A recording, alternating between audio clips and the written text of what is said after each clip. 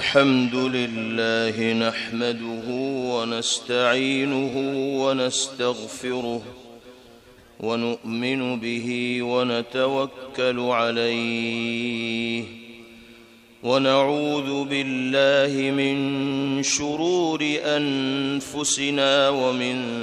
سيئات أعمالنا من يهده الله فلا مضل له ومن يضلل فلا هادي له ونشهد أن لا إله إلا الله وحده لا شريك له ونشهد أن سيدنا ونبينا وإمامنا وسندنا ومولانا محمدا عبده ورسوله صلى الله تبارك وتعالى عليه وعلى آله وصحبه وبارك وسلم تسليما كثيرا كثيرا. أما بعد فأعوذ بالله من الشيطان الرجيم. بسم الله الرحمن الرحيم. وإذا أردنا أن نهلك قرية أمرنا متر فيها ففسقوا فيها فحق عليها القول فدمرناها تدميرا. وكم أهلكنا من القرون من بعد نوح وكفى بربك بذنوب عباده خبيرا بصيرا. صدق الله مولانا العلي العظيم.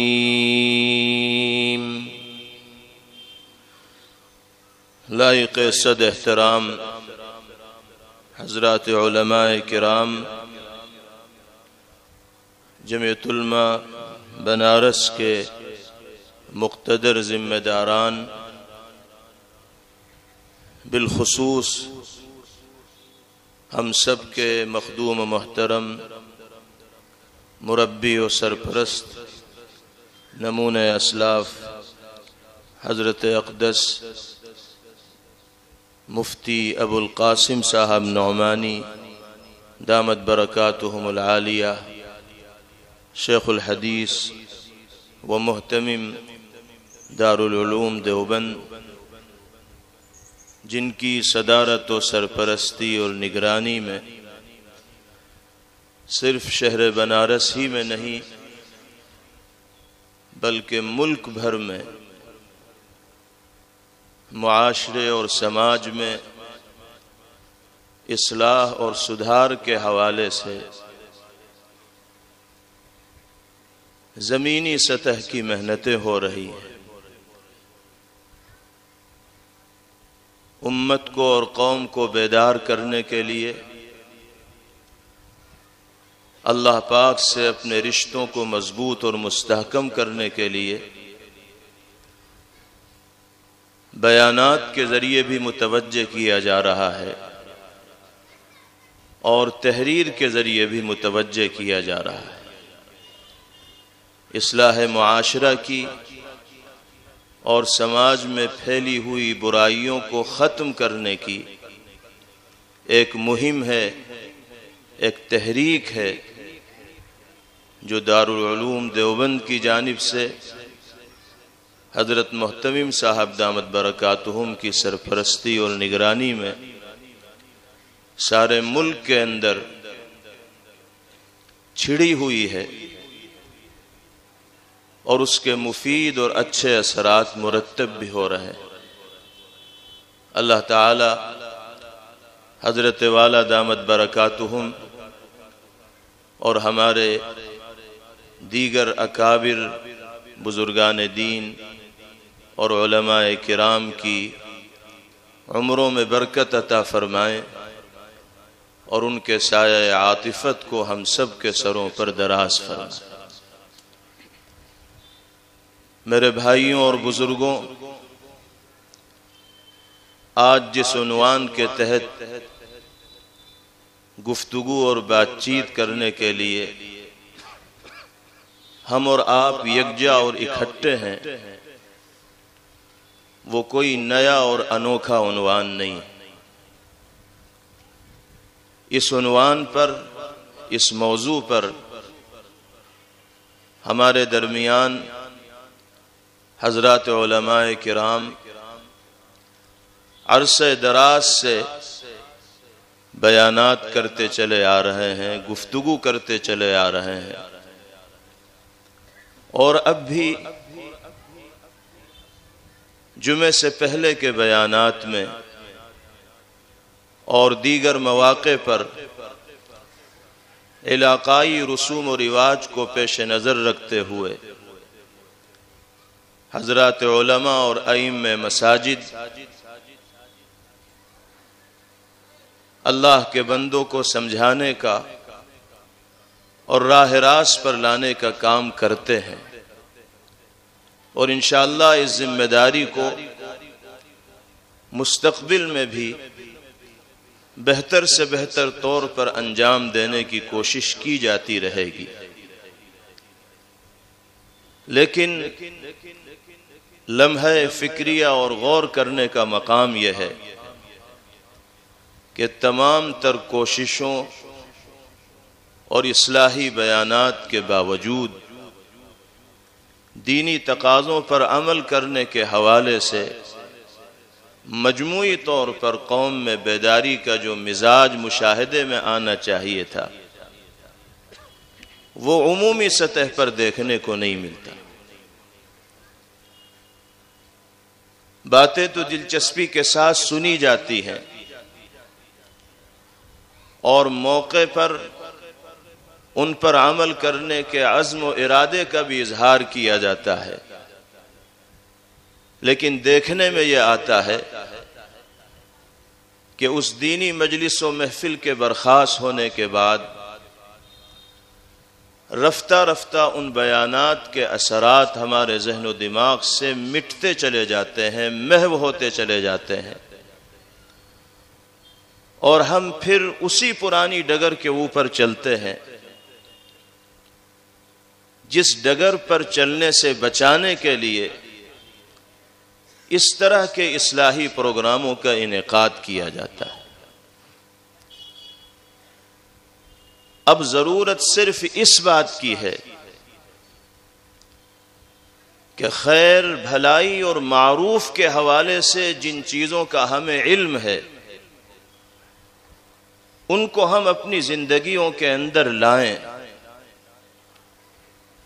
اور منکر و برائی کے حوالے سے جن چیزوں کے بارے میں ہمیں معلومات ہیں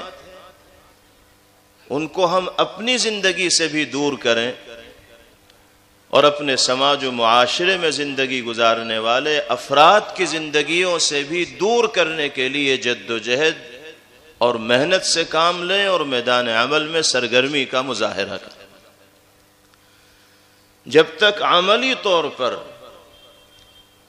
معروف کو اپنانے کی اور منکرات سے دامن کو چھڑانے کی کوشش نہیں کی جائے گی، اس وقت تک ان اصلاحی بیانات کا کوئی خاطر خواہ فائدہ ہمارے سامنے نہیں آ پائے گا، اس لیے کہ بیانات تو زمانے ماضی سے ہوتے چلے آ رہے ہیں، اب بھی ہو رہے ہیں اور مستقبل میں بھی ہوتے رہیں گے۔ ان بیانات کا حقیقی فائدہ سماج و معاشرے میں اس وقت مرتب ہوگا جب ہمارے دلوں کی دنیا بدلے، ہماری زندگیوں میں صالح انقلاب، بدلاؤ اور تبدیلی آئے۔ اس لیے ہم سب کو اس طرح کے دینی، ایمانی اور اصلاحی پروگراموں میں اس نیت، اس جذبے اور اس عزم کے ساتھ شریک ہونا چاہیے کہ قرآن و حدیث کے حوالے سے ان معتبر پلیٹ فارموں سے جو پیغامات ہمارے سامنے آئیں گے ان کو اپنی زندگیوں کے اندر جگہ دیں گے اور پھر انہی ہدایات اور انہی تعلیمات کی روشنی میں مرتے دم تک زندگی گزارنے کی کوشش کریں۔ اور دیکھیے اس وقت جس صورتحال کا سامنا مجموعی سطح پر امت مسلمہ کو کرنا پڑ رہا ہے، جس طرح ہمارے گرد گھیرا تنگ کیا جا رہا ہے، ہر نیا آنے والا دن ایک نئے مسئلے کو، ایک نئی الجھن کو، ایک نئی دقت و دشواری کو ہمارے سامنے لا رہا ہے۔ حالات ایسے ہیں کہ گرداب سے اور منجدار سے نکلنے کا کوئی راستہ دکھائی نہیں دے رہا ہے۔ ان حالات و مسائل کا شکار ہو کر ہم نہ جانے کن کن طاقتوں کو ان حالات کے رونما ہونے کا ملزم، قصوروار اور ذمہ دار گردانتے ہیں۔ حالات کا رونا روتے ہیں، دکھڑا بیان کرتے ہیں، فلاں نے ہم پر زیادتی کر دی، فلاں نے ہمارے حقوق غصب کر لیے، چھین لیے، فلاں نے ہماری زندگی اجیرن کر دی، فلاں نے ہمارے کاروبار کو ٹھپ کر دیا۔ ظاہری طور پر جس کے موقف کو اور نظریے کو اور سرگرمیوں کو ہم اپنے موقف اور نظریے کے ہم آہنگ نہیں سمجھتے، اس کو ہم نقصان پہنچانے والا تصور کرتے ہیں اور ہر طرح کی مشکلات کا ذمہ دار اسی کو قرار دینے کی کوشش کرتے ہیں۔ حالانکہ اللہ رب العزت والجلال نے دنیا میں بسنے والے انسانوں کو یہ پیغام دیا ہے اور یہ حقیقت سمجھائی ہے کہ کائنات کا نظام میرے قبضے قدرت میں ہے، اور یہ حقیقت ہے کہ اللہ کی مرضی کے بغیر ایک تنکا ادھر سے ادھر نہیں ہو سکتا، درخت کا ایک پتا حرکت نہیں کر سکتا۔ کیا اللہ کی مرضی، منشا اور چاہت کے بغیر اس طرح کے حالات دنیا کے اندر رونما ہو گئے؟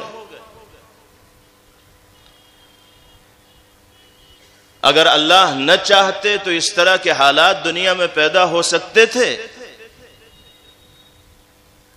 ہمارا تو ایمان ہے اللہ کے قادر مطلق ہونے پر، مختار کل ہونے پر، جو کچھ ہوتا ہے اس کی مرضی اور منشا سے ہوتا ہے۔ ظاہری طور پر ہم چاہے جس کو ملزم و مجرم اور قصوروار قرار دیں، لیکن حقیقت یہ ہے کہ ہم نے اپنی بدعمالیوں سے، خلاف شرع اعمال کا ارتکاب کرنے کی وجہ سے،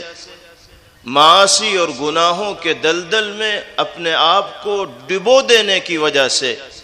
اللہ کی ناراضگی کو اس طرح مول لے لیا ہے اور اس کے غضب اور غصے کو اس طرح دعوت دے دی ہے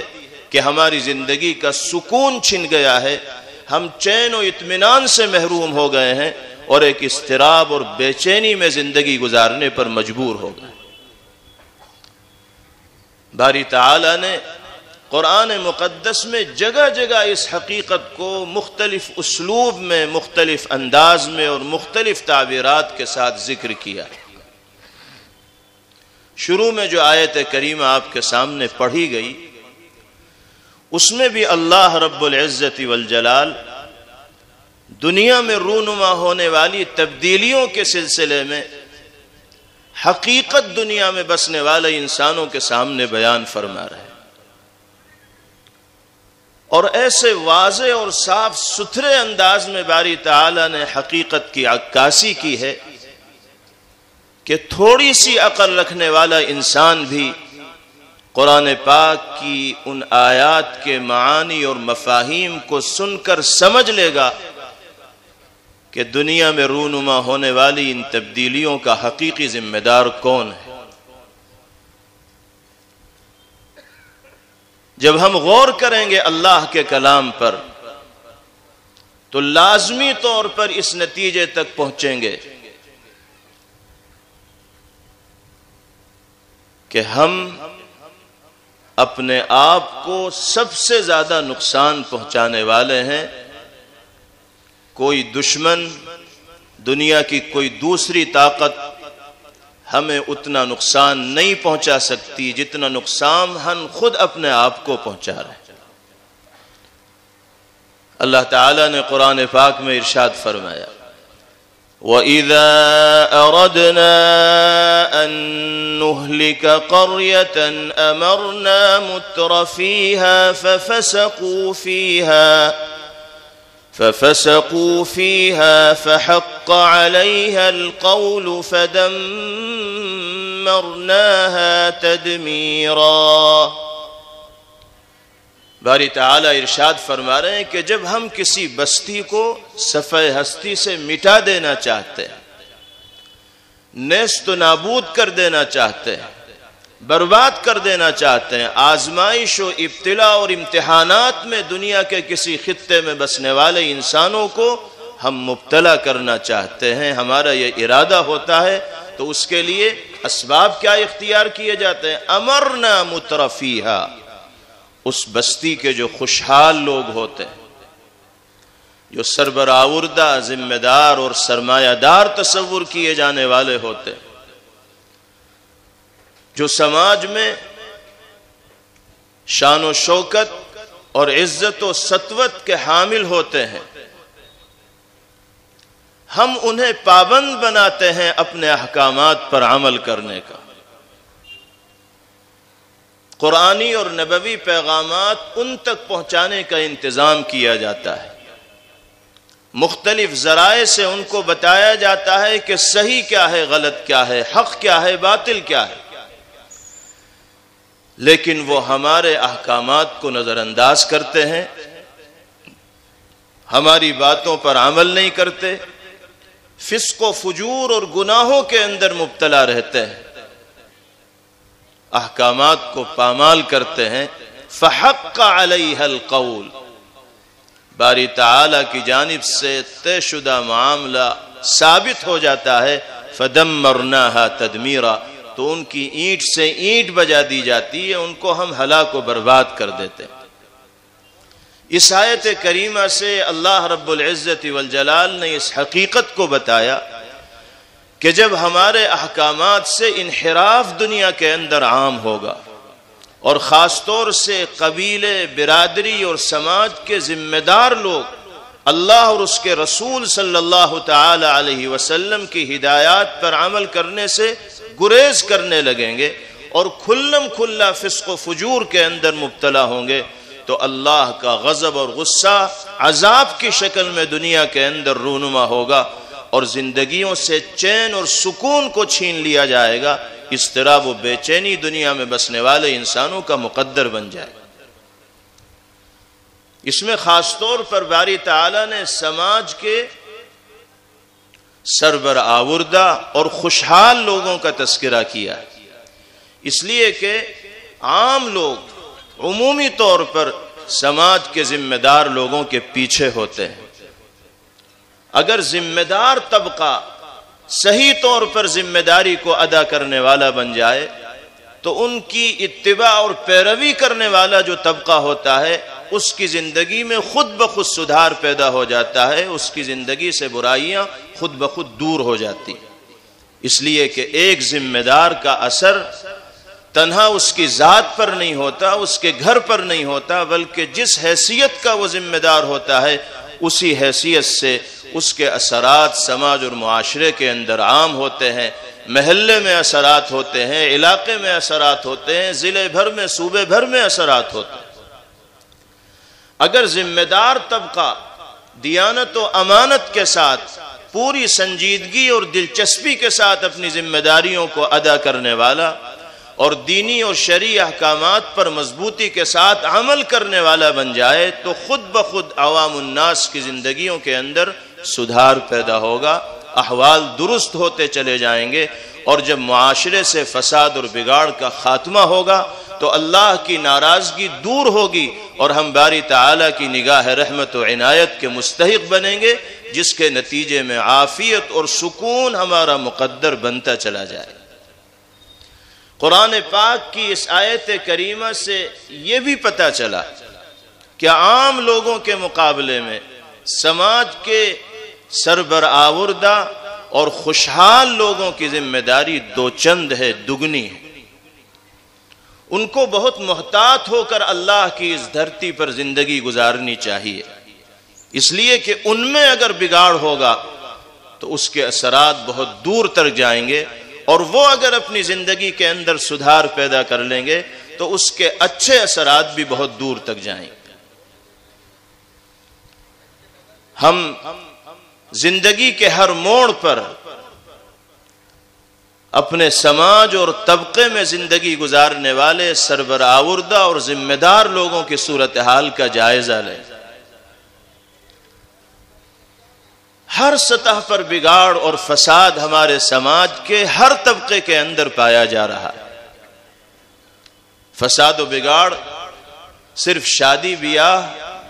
ولیمہ اور نکاح کی تقریبات تک محدود نہیں ہے، بلکہ انسانی زندگی کے جتنے شعبے ہو سکتے ہیں ان تمام شعبوں میں کسی نہ کسی اعتبار سے فساد و بگاڑ پورے سماج کے اندر عام ہوتا چلا جا رہا ہے۔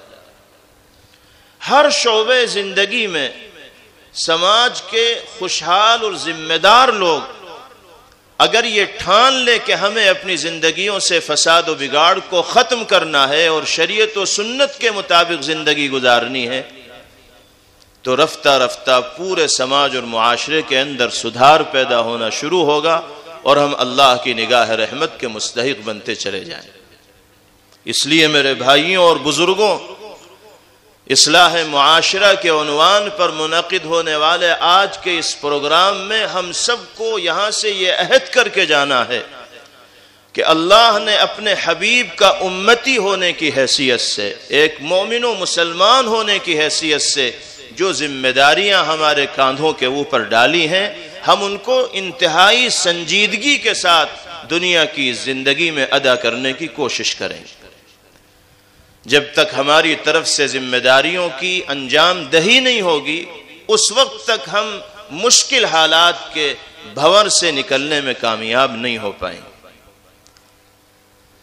اللہ نے کیا ذمہ داری ہمارے کاندھوں پر ڈالی ہے؟ قرآن کریم میں جا بجا اس ذمہ داری کا بھی تذکرہ کیا گیا اور بار بار وہ آیت کریمہ ہمارے اور آپ کے سامنے آتی ہے۔ ارشاد ربانی ہے،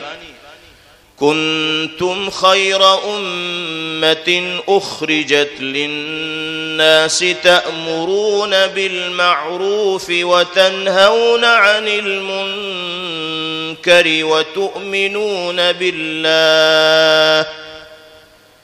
تمہیں خیر امت بنا کر، بہترین امت بنا کر اس دنیا میں بھیجا گیا، جیسے سرکار دو عالم جناب محمد الرسول اللہ صلی اللہ علیہ وسلم افضل الرسل ہیں، اسی طرح جو امت پیغمبر علیہ السلام کو مرحمت فرمائی گئی اس کا بھی درجہ اللہ پاک نے دیگر انبیاء کرام علیہم الصلوات والتسلیم کی امتوں پر بڑھایا ہے۔ پیغمبر علیہ السلام کا امتی ہونے کی حیثیت سے ہماری یہ ذمہ داری بتائی گئی، تأمرون بالمعروف وتنہون عن المنکر، دیکھو بھلائیوں کا حکم دینے والے بنو، اچھائیوں کی طرف لوگوں کو دعوت دینے والے بنو، معروف کو عام کرنے والے بنو، اور برائیوں پر روک ٹوک تمہارا ذمہ اور تمہارا فریضہ اور تمہارا شعار ہونا چاہیے۔ یہ وہ ذمہ داری ہے جس کا مسئول باری تعالیٰ نے جناب رسول اللہ صلی اللہ تعالی علیہ وسلم کا امتی ہونے کی حیثیت سے ہمیں بنایا۔ اب ہمیں اپنی زندگیوں کا جائزہ لینا ہے کہ ہم کس حد تک اس ذمہ داری کو ادا کر رہے ہیں۔ کیا واقعتاً ہم بھلائیوں کو اور معروفات کو عام کرنے کا کام کر رہے ہیں اور منکرات اور برائیوں کے سلسلے میں روک ٹوک کا جذبہ ہمارے دلوں کے اندر پایا جاتا ہے؟ افسوس کے ساتھ کہنا پڑتا ہے کہ عمومی طور پر امت مسلمہ کے افراد اس عظیم ذمہ داری کی انجام دہی سے غفلت کا اور لاپرواہی کا مظاہرہ کر رہے ہیں۔ معروف کا اور بھلائی کا حکم دینا تو دور کی بات، آج تو صورتحال ہمارے سماج کی یہ ہو گئی ہے کہ اچھائیوں کو اختیار کرنا معیوب سمجھا جاتا ہے اور برائیوں کو اپنانا اپنے لیے عزت و فخر اور ترقی کا باعث سمجھا جاتا ہے۔ صورتحال اتنی خراب ہو گئی کہ ہمارے ہی سماج میں، ہمارے ہی خاندان میں، ہمارے ہی آس پاس رہنے والے لوگوں میں اگر کوئی ہمارا بھائی مضبوطی کے ساتھ دینی تقاضوں پر عمل پیرا ہوتا ہے تو ہم ہی اس کو طرح طرح کے جملوں کا نشانہ بناتے ہیں، اس کی دینداری اور دیانتداری پر تنقید کرتے ہیں،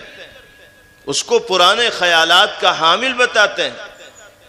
اس کے بارے میں یہ کہتے ہیں کہ یہ رفتار زمانہ کے ساتھ چلنے والا نہیں، اس کو پتہ نہیں کہ دنیا کہاں پہنچ چکی، یہ تو پرانے خیالات اپنے ذہن و دماغ کے اندر رکھنے والا ہے۔ معروف کو معیوب سمجھا جانے لگا اور منکر کو سینے سے لگایا جانے لگا، تو یہ ذمہ داریوں کی انجام دہی ہے، یہ کھلے طور پر ذمہ داریوں کی ادائیگی میں غفلت و لاپرواہی کا مظاہرہ۔ جب ہم اپنی ذمہ داریوں کی انجام دہی سے مجموعی طور پر اتنے غافل ہوں گے تو پھر اللہ کی نگاہ میں ہمارا کوئی مقام باقی نہیں رہ پائے گا۔ اس لیے کہ دنیا کا یہ ضابطہ ہے کہ جو چیز جب تک کام کی ہوتی ہے اس وقت تک اس کی وقت بھی ہوتی ہے، قدر بھی ہوتی ہے، اہمیت بھی ہوتی ہے، اس کی قیمت بھی لگتی ہے، اور اگر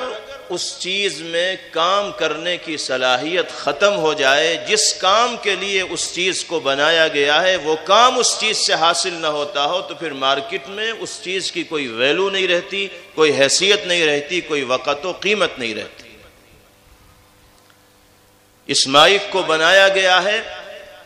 آواز کو بلند کرنے کے لیے اور دور تک پہنچانے کے لیے، یہ مائک اسی وقت تک قیمتی مانا جائے گا، اس مائک کی اسی وقت تک اہمیت ہوگی جب تک یہ اپنا کام صحیح کرنے والا ہوگا، آواز کو بلند کر کے صاف کر کے دور تک پہنچانے والا ہوگا۔ اگر اس مائک نے اپنی ذمہ داری کو ادا کرنا چھوڑ دیا، جو کام اس کے سپرد کیا گیا ہے وہ کام اگر اس مائک سے نہیں ہوگا تو پھر یہ لوہے ٹین میں بیچ دیا جائے گا، پھر اس کی کوئی ویلو نہیں رہے گی، کوئی حیثیت اور وقت نہیں رہے گی۔ اسی طرح اللہ پاک نے پیغمبر علیہ السلام کا امتی ہونے کی حیثیت سے ہمیں اس بات کا ذمہ دار بنایا ہے کہ ہم بھلائیوں کو عام کرنے والے اور برائیوں پر روک ٹوک کرنے والے بنے۔ اگر ہماری صورتحال اس کے بالکل برعکس ہو جائے اور بھلائیوں کو عام کرنے کے بجائے خود بھلائیوں کو اختیار کرنا ہم اوپرا اور معیوب تصور کرنے لگیں اور برائیوں کے دلدل میں پھنستے چلے جائیں تو پھر وہی صورتحال ہوگی جس کا سامنا ہمیں اس وقت کرنا پڑ رہا ہے۔ اور اگر آج بھی ہم نے ہوش کے ناخن نہ لیے تو آنے والا زمانہ ہمارے لیے اس سے زیادہ خطرات سے بھرا ہوا ہوگا، اس سے زیادہ مشکلات سے بھرا ہوا۔ جناب رسول اللہ صلی اللہ تعالی علیہ وسلم نے ایک روایت میں ارشاد فرمایا ہے کہ جب میری امت کے افراد اپنی ذمہ داریوں کی انجام دہی سے غافل ہوں گے اور اللہ کو ناراض کرنے والے اعمال کو کھلم کھلا انجام دینے والے ہوں گے، معاشرے میں فساد اور بگاڑ عام ہو جائے گا تو مختلف شکلوں میں باری تعالیٰ کی گرفت کا ان کو سامنا کرنا پڑے گا۔ تین چیزوں کا خاص طور پر آپ نے ذکر فرمایا۔ پہلے نمبر پر ارشاد فرمایا اذا عظمت امت الدنیا نزعت منها ہیبت الاسلام، جب میری امت کے لوگوں کی نگاہوں میں دنیا کی عظمت و قدر و منزلت بیٹھ جائے گی اور وہ دنیا کے عارضی مفاد کو حاصل کرنے کے لیے دینی تقاضوں پر عمل کو پس پش ڈالنے والے بن جائیں گے، دنیا کے جھوٹے مفاد کو حاصل کرنا ان کی زندگی کی ترجیحات میں داخل ہوگا اور اللہ کو راضی کرنے والے اعمال کو انجام دینے کی طرف ان کی طبیعتیں راغب اور مائل نہیں ہوں گی۔ تو پیغمبر علیہ السلام فرماتے ہیں کہ اس کا برا اثر یہ ہوگا کہ مسلمانوں کو اسلامی ہیبت و رعب سے محروم کر دیا جائے۔ اللہ تعالیٰ نے ایک مومن کی پیشانی میں، ایک سچے مسلمان کی پیشانی میں وہ رعب رکھا ہے، وہ ہیبت رکھی ہے، وہ وقار رکھا ہے، وہ کشش اور جاذبیت رکھی ہے کہ جب ایک سچا ایمان والا ایمانی تقاضوں پر عمل کرتے ہوئے لوگوں کے درمیان جاتا ہے تو خود بخود اس کی پیشانی کا نور لوگوں کو اس کی طرف کھینچنے والا بنتا ہے اور لوگوں کے دلوں میں مقام بنانے والا بنتا ہے۔ اللہ اس کو ایک ایسی وجاہت عطا فرماتے ہیں، ایسی کشش عطا فرماتے ہیں، ایسا رعب عطا فرماتے ہیں کہ بڑے سے بڑا 30 مارخاں بھی اس سے بات کرنے کی جرأت و ہمت نہیں کر پاتا۔ مختلف تاریخی واقعات سے اسلام کی اس ہیبت کو اور اظہار رعب کو ثابت کیا جا سکتا ہے، تفصیل میں جانے کا وقت نہیں ہے۔ اللہ ہمیں بھی ہیبت و رعب کی اس صفت سے مالا مال فرما سکتے ہیں اگر ہم اس شرط کو پورا کرنے والے بنے جس کا تذکرہ جناب رسول اللہ صلی اللہ علیہ وسلم نے فرمایا ہے۔ آخرت کا فائدہ ہماری ترجیحات میں داخل ہونا چاہیے اور آخرت کے فائدے کو اور اللہ کی رضا کو حاصل کرنے کے لیے دنیا کی مشقتوں کو چاہے ہمیں برداشت کرنا پڑے، اس کو گوارا کرنے کا جذبہ اپنے دل کے اندر پیدا کرنا ہو۔ دنیا ناراض ہو جائے، ہمیں دنیا کی ناراضگی کی پرواہ نہ ہونی چاہیے اللہ کی رضامندی اور خوشنودی کو حاصل کرنے کے لیے۔ اگر اس کے برخلاف دنیا کی رضامندی کو حاصل کرنے کے لیے اللہ کی ناراضگی کو ہم مول لے رہے ہیں تو اس کا صاف مطلب یہ ہے کہ دنیا کی عظمت و وقت ہمارے دل میں زیادہ ہے اور اللہ پاک کے احکامات و ہدایات پر عمل کرنے کا جذبہ ہمارے دلوں کے اندر نہیں پایا جاتا۔ دوسری چیز نبی کریم علیہ السلام نے ذکر فرمائی، وَإِذَا تَرَكَتِ الْأَمْرَ بِالْمَعْرُوفِ وَالنَّهْيَ عَنِ الْمُنْكَرِ حرمت برکت الوحی۔ جب میری امت کے افراد بھلائیوں کا حکم دینا اور برائیوں پر روک ٹوک کرنا چھوڑ دیں گے، امر بالمعروف اور نہی عن المنکر کے فریضے کی ادائیگی سے غافل ہو جائیں گے تو وحی کی برکات سے ان کو محروم کر دیا جائے گا۔ برکات وحی سے محرومی کا مطلب یہ ہے کہ اللہ کے کلام سے رشتہ ان کا کمزور سے کمزور تر ہوتا چلا جائے گا، نہ کلام الہی کی تلاوت کی ان کو توفیق ہوگی اور نہ کلام الہی کی آیات کے معانی اور مفاہیم کو سمجھنے کی اور پھر اس پر عمل کرنے کی توفیق ان کو ہوگی۔ اللہ ان کو اپنے کلام کی برکات سے محروم کر دیں گے۔ آج دیکھ لیں ہمارے سماج کی صورتحال کیا ہے۔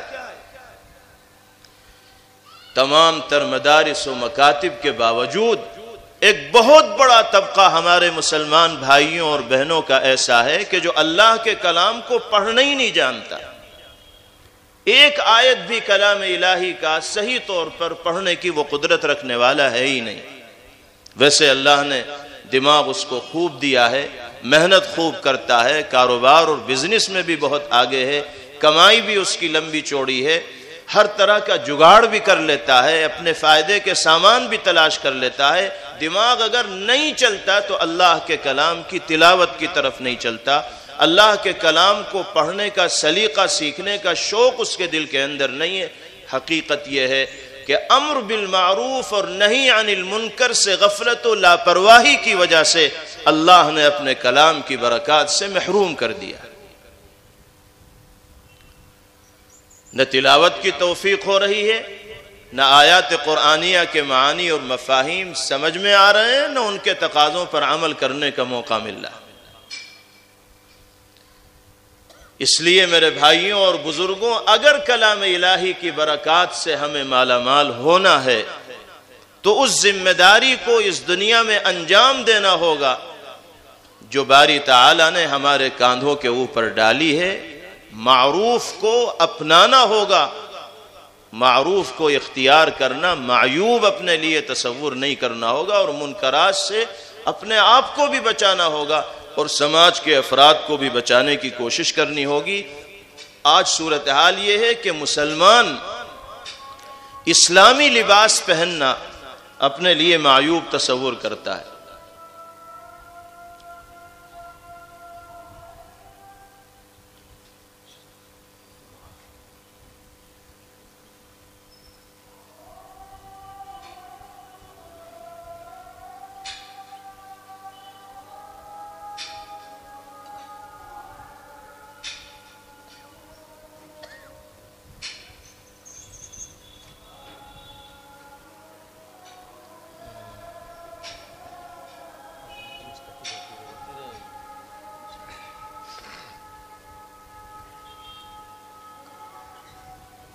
معروف کو اور اچھے کام کو معیوب اور برا سمجھا جانے لگا ہے۔ مسلمان اسلامی لباس پہنتے ہوئے تو شرماتا ہے،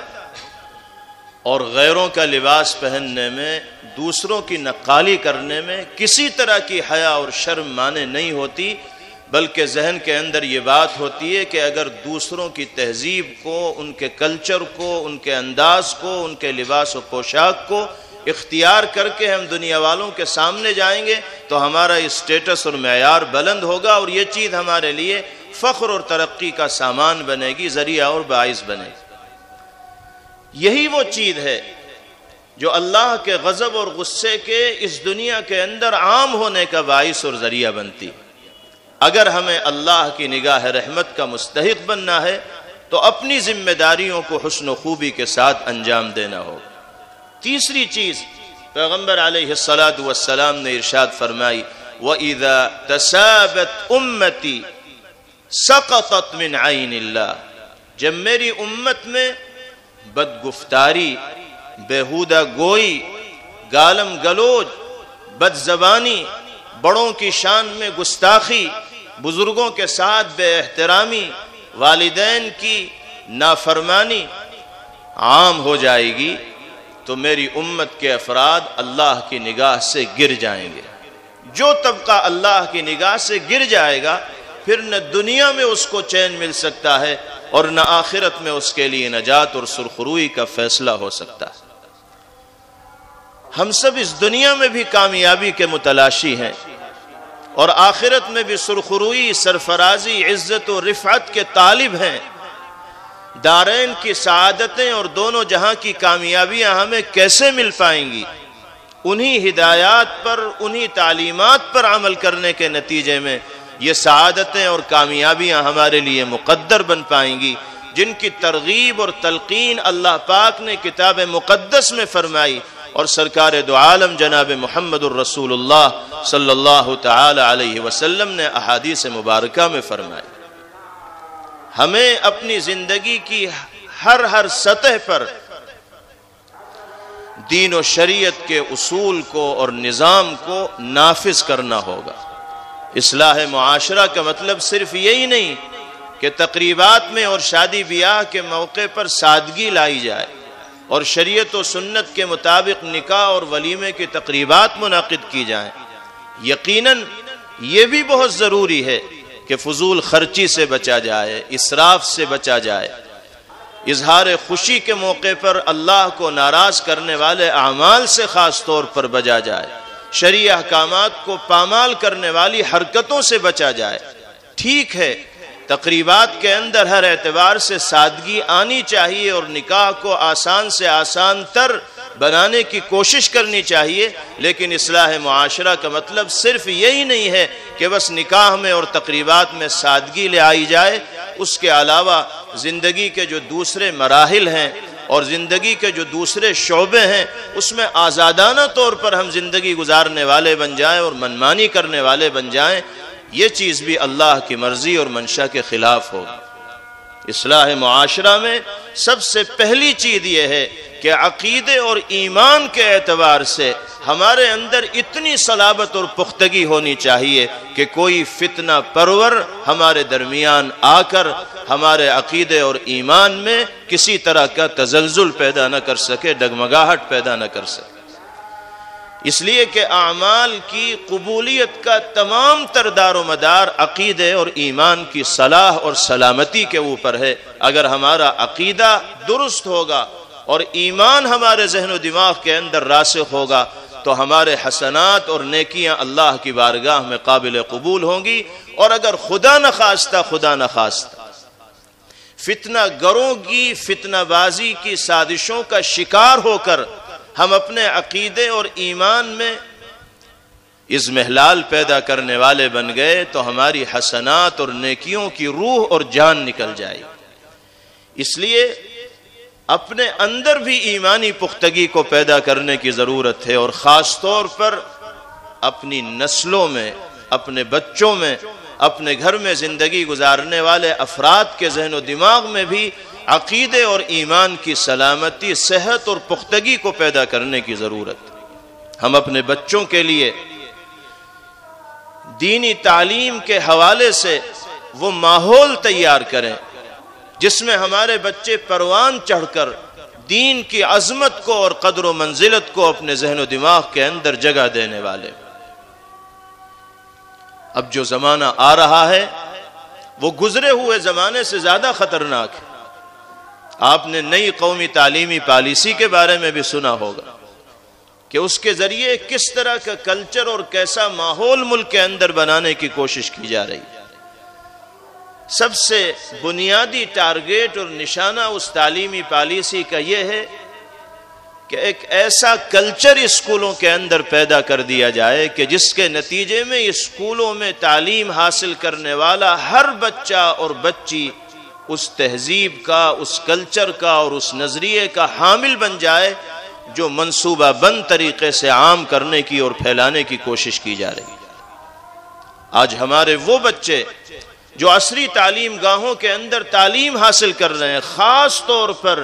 دینی تعلیم کے حوالے سے ان کی فکر کرنا ہمارے بنیادی فرائض میں اور ذمہ داریوں کے اندر داخل ہے۔ اب ہمارے گھروں کا بھی ماحول ایسا نہیں رہ گیا کہ اس گھر میں پرورش پانے والے اور پروان چڑھنے والے بچے خود بخود دین کی عظمت اپنے دل میں پیدا کرنے والے بن جائیں۔ اس لیے مکتب کی تعلیم کو اپنے بچوں اور بچیوں کے لیے لازمی تصور کرنا ہوگا۔ جو بچے اسکولوں میں تعلیم حاصل کرتے ہیں ان کے لیے خاص طور پر 24 گھنٹے میں کم سے کم 1 گھنٹہ اس کام کے لیے نکالنا ہوگا جس میں وہ اللہ کے کلام کو صحیح طور پر پڑھ سکیں، دین کے بنیادی عقائد و مسائل کو جان سکیں، پیغمبر علیہ السلام کی مبارک زندگی کے مختلف پہلو ان کے سامنے آئیں، دعائیں ان کی زبان پر جاری ہو جائیں۔ اگر ہم نے بچپنے میں اپنے بچوں کی دینی تربیت کے حوالے سے فکر مندی کا مظاہرہ نہیں کیا اور ان کو ماحول کے سپرد کر دیا اور حالات کے سپرد کر دیا تو یاد رکھیے نہ آنے والا زمانہ ہمیں معاف کرے گا اور نہ آنے والی نسلیں ہمیں معاف کریں گی۔ اصلاح معاشرہ میں سب سے بنیادی ضرورت یہ ہے کہ عقیدے اور ایمان کی اصلاح کا ماحول سماج کے اندر عام کیا جائے۔ دوسرے نمبر پر ہمارے اخلاق، ہمارا کردار، ہمارا رویہ، ہمارا برتاؤ، ہمارا طور طریق اپنے بھائیوں کے ساتھ، والدین کے ساتھ، گھر والوں کے ساتھ، رشتہ داروں کے ساتھ، محلے والوں کے ساتھ، دنیا میں بسنے والے تمام انسانوں کے ساتھ ایسا صاف ستھرا اور پاکیزہ ہونا چاہیے کہ جو ہم سے ملے وہ ہمارے اخلاق و کردار سے متاثر ہو۔ ہم اپنے کردار سے اور رویے سے اپنے دشمن کو بھی زیر کرنے والے بنے، اس کے دل کو بھی جیتنے والے بنے۔ یہ وہ تعلیم ہے جو جناب رسول اللہ صلی اللہ تعالی علیہ وسلم نے اپنے ماننے والوں کو دی ہے۔ افسوس کے ساتھ کہنا پڑتا ہے کہ عمومی طور پر ایک مسلمان ہونے کی حیثیت سے ہم اس ذمہ داری کی ادائیگی میں بھی کوتاہی کا مظاہرہ کر رہے ہیں۔ اللہ ہمیں معاف کرے۔ معمولی باتوں پر اپنے بھائیوں سے ہم ایسے ناراض ہو جاتے ہیں، قریب سے قریب رشتہ داروں سے ہمیں ایسی ناگواری ہو جاتی ہے کہ ہم کئی دن ان سے بات کرنے کو تیار نہیں ہوتے، مہینوں ان کی صورت دیکھنے کو تیار نہیں ہوتے۔ جو وقت گزرتا ہے ہمارے اور ان کے درمیان دوریوں کی کھائی گہری ہوتی چلی جاتی ہے، یہاں تک کہ سال ہا سال گزر جاتے ہیں اور معمولی باتوں پر ہمارا قریب سے قریب رشتہ داروں کے یہاں آنا جانا بند ہو جاتا ہے۔ چند روزہ اس زندگی میں انسان لوگوں سے معاملات کو خراب کر کے اپنی زندگی کو اگر بے سکونی کے اندر مبتلا کرے گا تو نہ یہاں اسے اطمینان ملے گا اور نہ آخرت میں سکون اس کا مقدر بن پائے گا۔ جناب رسول اللہ صلی اللہ تعالی علیہ وسلم نے مختلف احادیث مبارکہ میں اپنے ماننے والوں کو دلوں کی صفائی کی تلقین فرمائی اور ان لوگوں کے لیے پیغمبر علیہ السلام نے وعید بیان فرمائی ہے جو دلوں کو صاف رکھنے والے نہیں۔ ایک روایت کو ذکر کر کے میں اپنی بات ختم کرتا ہوں۔ پیغمبر علیہ السلام نے ارشاد فرمایا، تفتح ابواب الجنت یوم الاثنین و یوم الخمیس، پیر اور جمعرات کے دن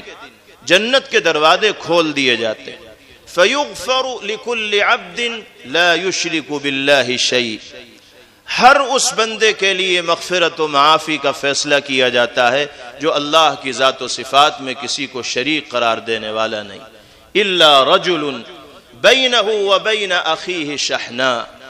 اس آدمی کے لیے اس دن بھی مغفرت کا فیصلہ نہیں ہوتا جس کے اور بھائی کے درمیان کینہ کپٹ ہوتا ہے، دوریاں ہوتی ہیں، تلخیاں ہوتی ہیں، رنجشیں ہوتی ہیں، معاملات کی صفائی نہیں ہوتی. فیقال، باری تعالیٰ کی طرف سے کہا جاتا ہے انظروا ہذین حتی یصطلحا، چھوڑ دو ان دونوں کو ان کے حال پر، ان کے لیے جنت میں جانے کا فیصلہ اس وقت تک نہیں ہوگا جب تک کہ یہ اپنے معاملات کو درست نہیں کر لیں گے، صاف ستھرا نہیں کر لیں گے. اللہ تعالی ہم سب کو نبوی اخلاق و کردار کا حامل بنائے اور ہر طرح کے خلاف شرع اعمال سے باری تعالی ہم سب کی حفاظت فرمائے. وآخر دعوانا ان الحمد للہ رب العالمین.